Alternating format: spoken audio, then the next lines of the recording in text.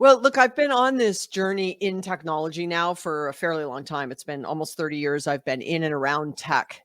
And I was really bullish on the power of customer experience for companies to improve the engagement between themselves and their customers, really around the activities that would reduce effort for the customer to do business with them, reduce friction, make it seamless, sort of all the buzzwords we use in order to improve their experience. However, unfortunately, the intended or unintended consequence of that was the fact that we actually increased the effort for our employees and decreased their experience. By making it easier for customers, sometimes we just push the work to the employee without thinking about how it makes them less efficient and effective, less productive.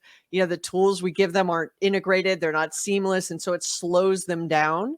And so as more and more companies were looking for resilient growth and they wanted to really improve the experience their employees had, specifically what they learned through the pandemic and coming out the other side of it, Yeah. it may be a really obvious comment, happy employee, happy customer, greater growth. But I think there is huge learnings in what aspects of the employee experience have the greatest impact on the customer. And I think that's where we really did some great work around uncovering what those are. Look, I am not a people expert. I'm not a culture expert. I'm not an HR expert. It's just not my lane. Yeah. But growth is my lane, right? So what are the parts of that employee that actually can really deliver greater growth for organizations? Well, and that's what I found, compelling about your book, right? You come at those people, culture issues through the lens of technology, not being the HR expert, and that I think always is fascinating because it kind of pushes our thinking about what's possible, and that's what I feel you have successfully achieved in your book. Now, you talk about kind of the superior employee experience and describe those critical characteristics, and there's 7 of them. What have you learned through your work and research are the ones we got to pay attention to?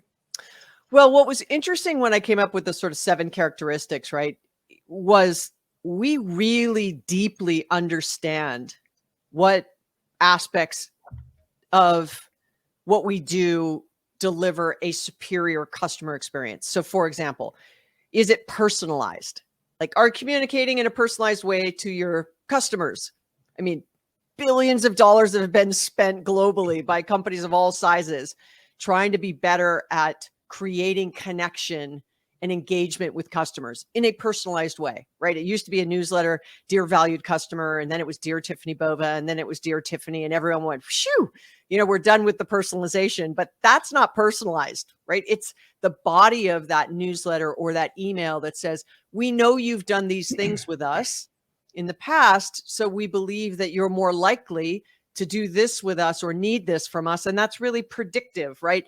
Thinking about it in a predictive and proactive way. I just give that as an example. Yet, do you communicate the same way with your employees? Or is it a mass email out to your employees that say, hey, everybody, this is what we're doing? And there's no sort of personalization of by team or by region or by location or by function.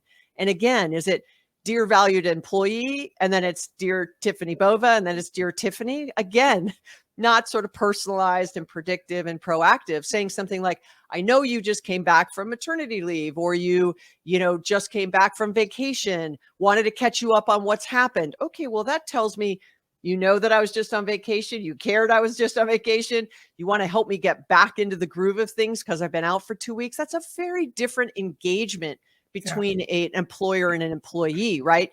And like I said, we've spent a lot of time and money on doing that for our customers, but we haven't, unfortunately, necessarily done that for employees.